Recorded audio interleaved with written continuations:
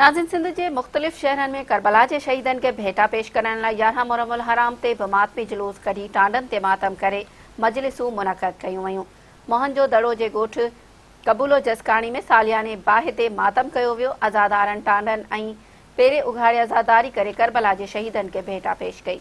गाजी ख्वावड़ करबला के शहीदनि ऐं असीराने शाम की याद में मजलिस अज़ा मुनक़द करे 87हों मरकज़ी जुलूस ताज़िया ऐं अलम पाक बरामद कयो वियो, जिते अज़ादार या हुसैन जी सदाउनि सां पंजतनी मां बारगाह मां मरकज़ी क़दीमी जुलूस कढियो।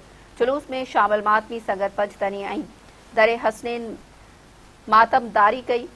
अज़ादार मुख़्तलिफ़ चौकनि ते ज़ंजीर छुरियनि चाकुनि गुर्ज़नि सां मातम कयो। शहर जे मुख्य चौक अल हुसैनी ते मजलिस अज़ा थी, जंहिंखे शफ़क़त शाह मौलवी जमशेद मासूमी, मौलवी मुजाहिद चांडियो, अरबाब शाबराणी ऐं ॿियनि ज़ाकिरनि ख़िताब कयो। मक़सूद और इनमें मां बारगाह मदरसा सज्जादिया मां मातमी जुलूस बरामद थियो, जेको मुख़्तलिफ़ ॻोठनि खां थींदो हैदर चौक ते पहुचंदो, जिते अज़ादारनि पारां ज़ंजीरुनि सां मातम कयो वेंदो। 11 मुहर्रम हराम जे मातम जे सिलसिले में सिक्योरिटी जा इंतज़ाम सख़्त कया विया आहिनि।